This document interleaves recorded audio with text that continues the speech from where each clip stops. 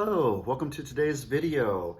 How to deal with stress as a hospital administrator, something that I know is near and dear to each of your hearts. My name is Jeff Comer and I am a hospital CEO. I've been a hospital CEO for over 20 years. I am also educated at the doctoral level in psychology with research interest in stress management. So I bring a lot of real world on the job CEO experience with the more removed academic scientific background in stress management. So I think I can blend these worlds well to really give you some insight into stress as a hospital administrator and what you can do to try to eliminate or at least reduce the effects of stress on you on a daily basis.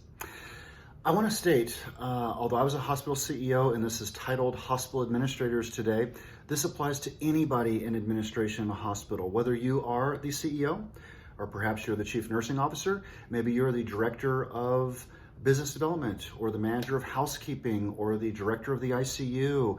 It doesn't matter. We all face very common challenges in a hospital. These are extremely difficult jobs, but they're very important jobs. And with that importance and with that difficulty comes a lot of stress that can impact us professionally as well as personally. So that's what we're going to be talking about today. Now, I want to focus on why a hospital administrator's job is so difficult. And again, this applies to others than the hospital administrator, the CEO. I'm going to be referencing the hospital administrator just to be brief and concise, and that's my background as the CEO, hospital administrator. But again, this applies to everybody.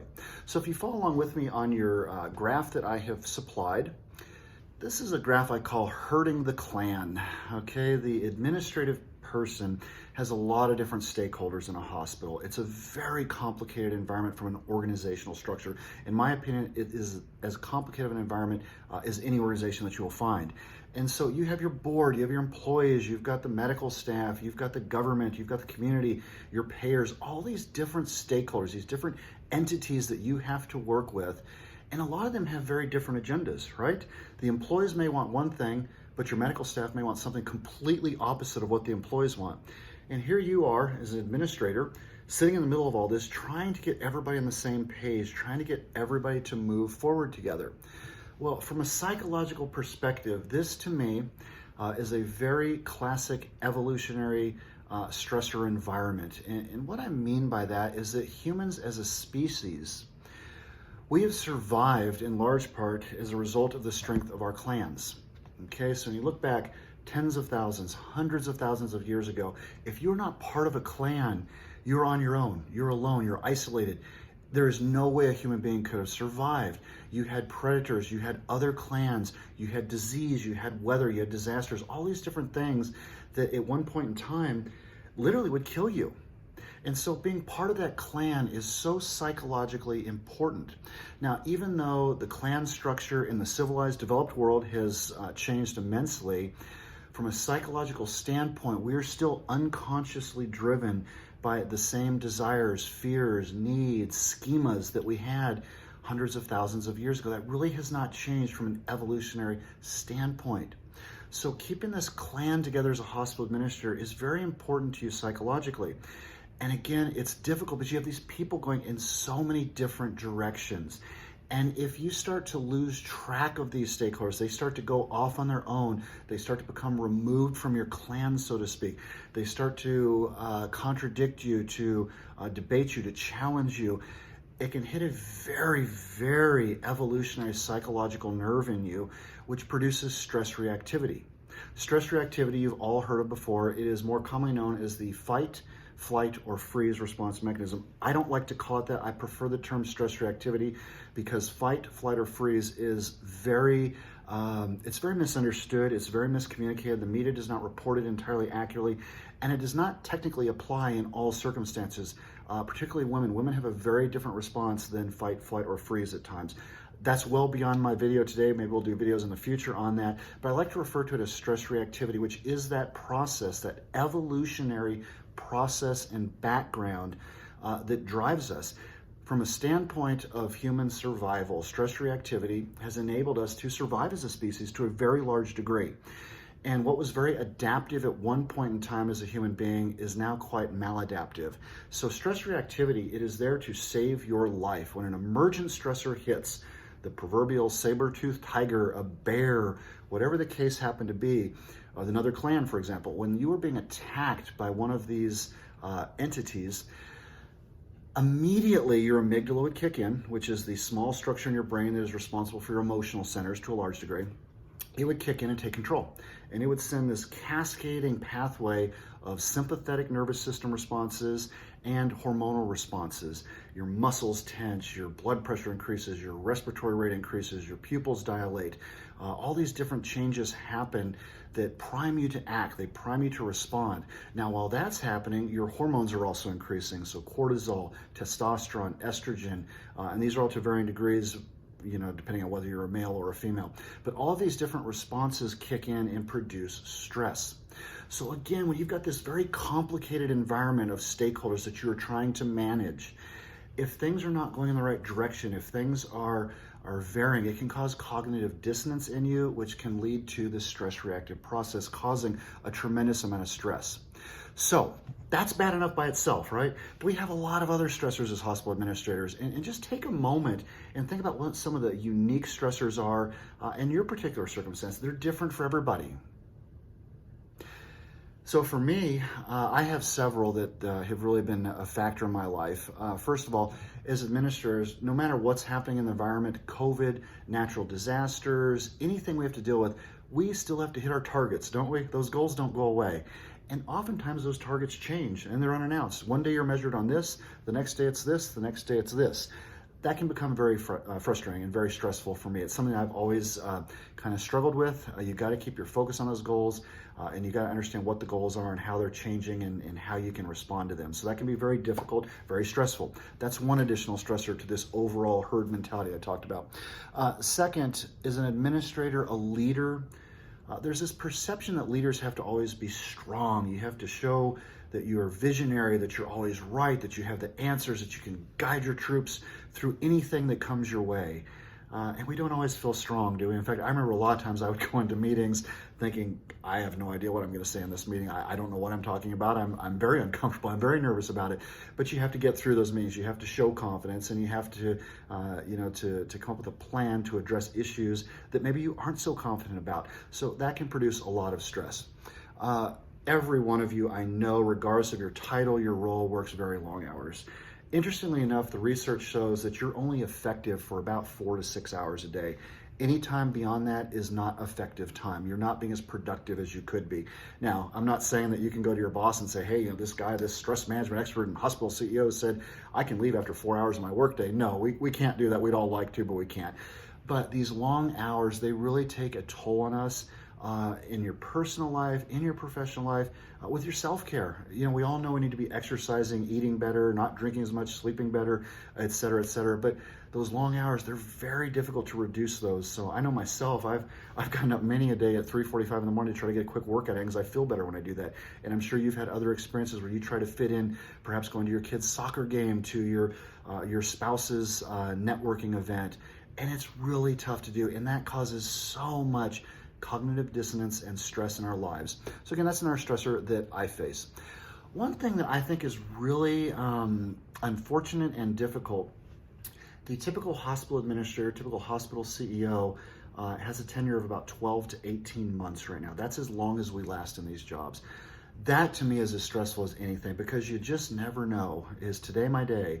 Did I do something wrong? Did I miss a target? Am I not tracking the right vision that my board has, that my corporate office has? And these are very challenging topics without easy answers. But every time you have to move, my gosh, every 12 to 18 months, you are looking for a new job. You're dealing with the fact that you lost a previous job, which many of us identify psychologically with who we are with our job. So now you've just lost it. You got to find a new one. You've got to sell yourself, explain why you lost it. You've got to put your house for sale. Your spouse has to relocate. Your kids come out of school. You got to move. You got to start all over again. I mean, that is as stressful as it gets. And this all takes a toll on your body, doesn't it?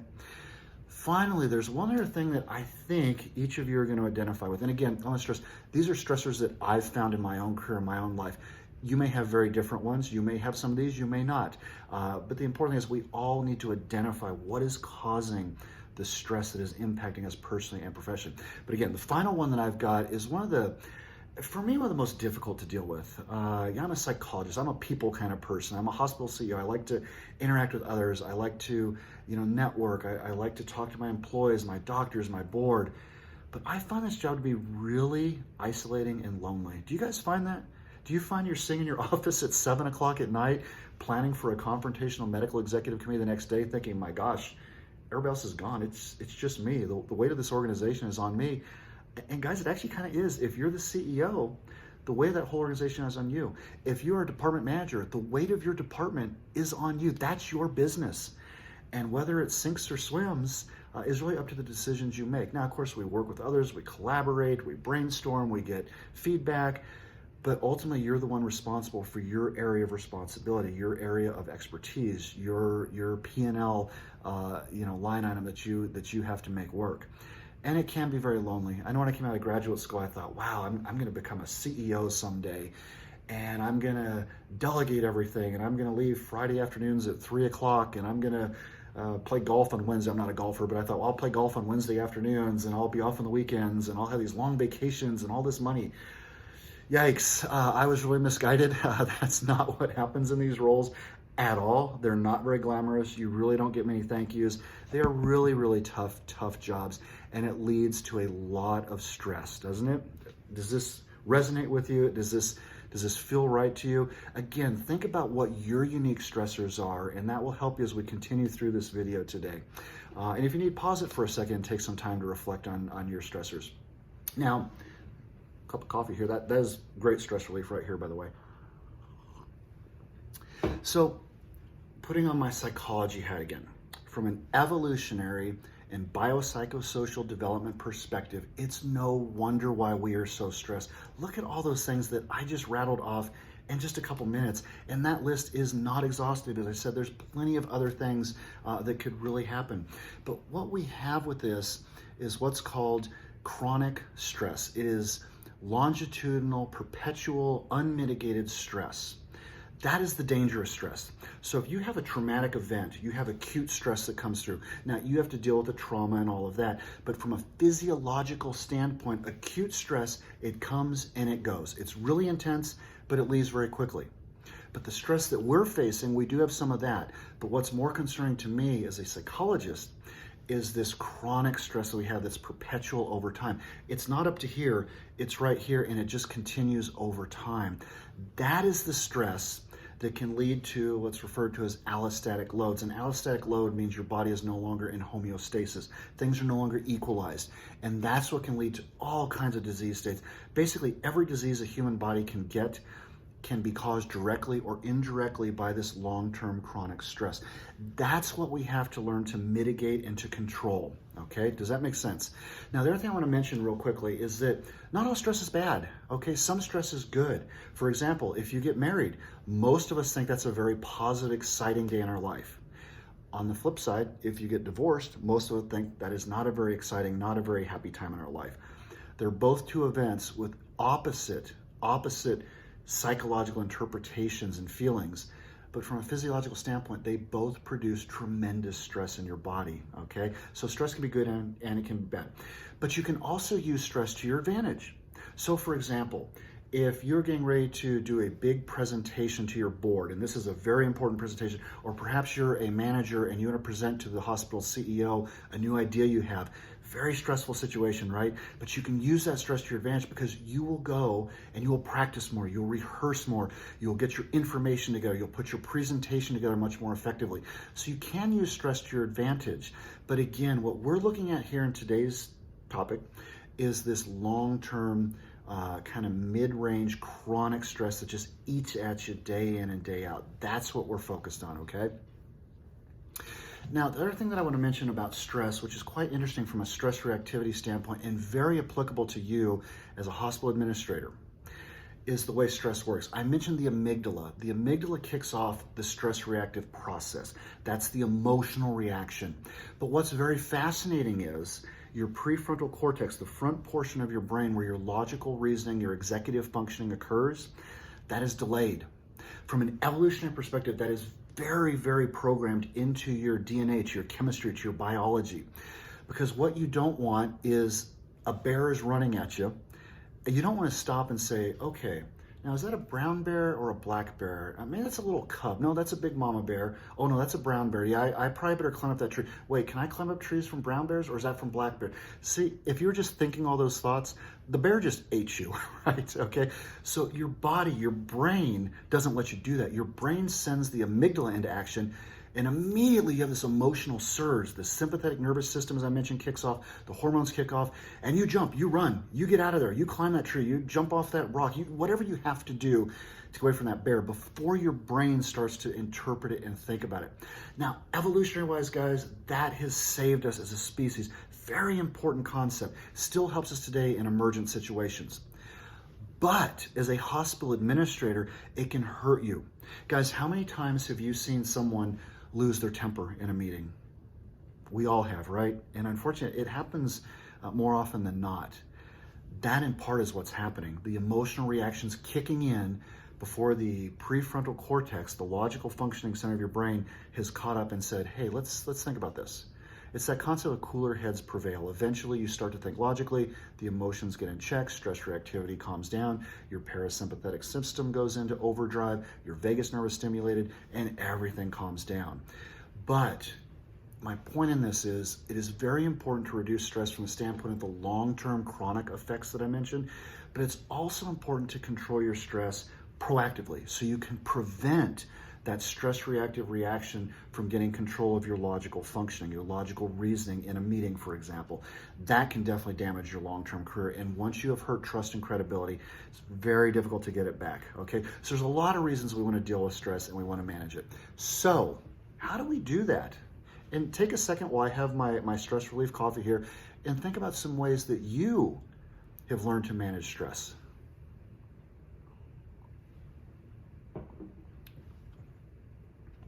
Okay, so I have just been, telling you I'm a hospital CEO for 20 years. I'm a stress expert, doctoral educated, et cetera, et cetera. So you're waiting for me to give you this great list of things you can do to take care of your stress today. You're going to have a table with a checklist and measures and time frames and do these things and you will not have stress any longer. I wish I could give you that. If I could do that, I would be making a lot of money as a consultant and a speaker, and I'm doing all this for free because I don't have those answers. I wish I did. What I have, though, is a twofold approach that I'm going to share with you that will help you to find your own answers to how to manage your stress, because stress is very unique. It's very individual, okay? We all don't experience the same reactions. We don't have the same stressors. For example, some people find a snake to be terribly stressful. It actually is traumatic for them. Other people walk around and just pick it up and play with it. They don't care. So I can't give a stress reduction strategy when I don't know what your unique circumstances is. I can help to guide you to find your own stress reduction techniques, and that's what I'm going to do. So I mentioned I have a twofold approach right now for you. First, I want to stress. You are not alone. You are not alone, okay? I am still struggling every day with how to manage stress, okay? Yes, I'm a stress management expert. Sometimes it's do as I say, not as I do. But I still every day struggle with how to manage stress. Environment changes, conditions change. In the hospital administration world, you get a new boss, you get a new board member, you get a new doctor, you have a new patient who has a complication, you have the media that latches on to something. Your environment is constantly changing. Your stress is constantly changing. Guys, you're not alone. I'm right there with you. And sometimes just knowing that you're not alone, that we all face stress, it can be very helpful and relaxing to you. I'll tell you right now, guys, you might watch me walk into a meeting and you would think, wow, he's got it together. He's walking upright, his head's up, his chest is out. He's very calm, he's very collected. And internally, my mind may be just spinning. I'm so nervous, my butterflies are going, my heart rate is pumping, I'm perspiring. But you don't know that, okay? So you never know when somebody is stressed and when they're not. Just understand everybody in the world has stress in various circumstances. You are not alone, okay? That's the first point I want to make. The second point that I want to make is I'm going to share a few things that have helped me. Now, these may resonate perfectly with you, or you may listen to me and say, nope, doesn't mean, nope, not that, not that, not that, nope. That's fine. I just want you to understand kind of the process I've gone through to find things that help me mitigate and reduce stress. And you can kind of look at it the same way. maybe you'll say, gosh, that's a great idea. I'm going to try that. And it works for you or it doesn't work for you. But it's that process of trial and error, figuring out what works and what doesn't work, and knowing that you'll be tinkering with this for the rest of your lives because, again, conditions change. So there's several things that I found that help me. And the first is cognitive reappraisal. I know it's kind of a stuffy academic term in the psychological world. Cognitive reappraisal, it's a very well-researched psychological concept. And basically what it is you reframe your thoughts, how you look at things, how you see things, how you interpret and label things. You reinterpret them from negative, maladaptive approaches to much more positive, constructive, adaptive approaches, okay? You take something that's negative and you reappraise it, reframe it in more of a positive light. Let me give you an example of that at the personal level, okay? I was a hospital CEO at a facility not too terribly long ago, actually. I won't name the facility or anything. I don't want to hurt anybody's feelings, but there was a assistant vice president at the corporate office. This particular hospital is part of the corporate system. And so we had this assistant vice president who would come in to quote my hospital and just tell me what to do. He challenged everything I said. And he'd leave and I'd think, that guy thinks he can do my job better than I can do, and yet he's never been a hospital administrator before. Who is he to tell me? And I would get so worked up. I would get so stressed about it. I would think about the rest of the day. It would distract me from the rest of my duties. I'd be in a meeting, a couple hours later thinking about that instead of focusing on my meeting. I would wake up at 2 a.m. thinking, gosh, that really made me mad, and who the heck is this guy? So that is a very maladaptive pattern of thinking about something I really don't have a lot of control over. So what I did was I regrouped and I reframed my thoughts in a way that I had control over. So instead of fighting this guy, instead of resisting him and trying to go against him, I realized that my reaction could change.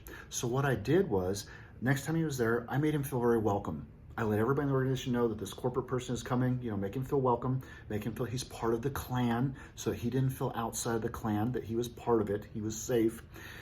And then I gave him a project. I said, hey, and I'll just call him John. That was not his name, but John, I need some help here.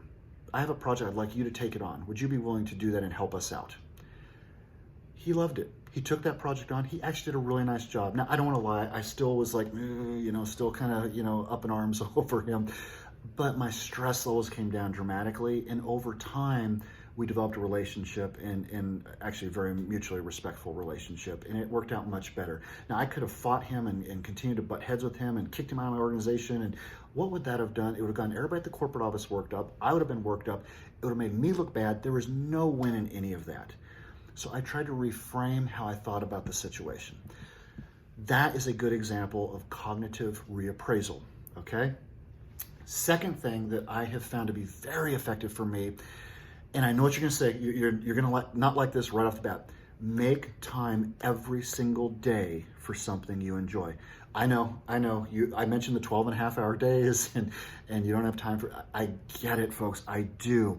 But I cannot stress the importance enough of making a few minutes every day. I'm not saying you've got to, go run 3 hours a day to do a marathon or, do something that takes half the day. But perhaps try little things. Maybe one thing that works for me that my wife taught me is when I get up in the morning, what do we typically do first? We typically grab our phone and we look at our texts and our emails. That sets a terrible tone for your day. So maybe instead of doing that, you lay in bed for 5 to 10 minutes and slow your breathing and let your thoughts just go and just relax, ground yourself, collect yourself, calm yourself, and then get up and start your day. Maybe you get up and you want to go for a walk with the dog for 15, 20 minutes. Guys, you can make 15 to 20 to 30 minutes every day. I promise you, you can. I know it's tough. Work with your significant other if you have one. Find something you can do together. Do something with your kids. Get your kids out in the evening when you get home. Maybe it's 8 o'clock at night because it's that late and the kids go to bed at 8:30. We'll take them out for a little walk. I don't know what it is, but find something that brings meaning to you, that brings calmness to you, and that you enjoy. Maybe it's as simple as in the morning having a cup of coffee with your significant other and at night having a glass of wine with that person. My wife and I do that all the time. Maybe when you go to bed at night, you have a a 30-second exercise with your significant other where you say, what are the 3 things you're grateful for today? Again, just find something that brings some value, some meaning, some calmness, some happiness to your life every day. I don't know what it is for you. It's different for everybody. Those are some of the things that I've done, but it may be different for you. But make that time. I cannot tell you how powerful that can be in your life, okay?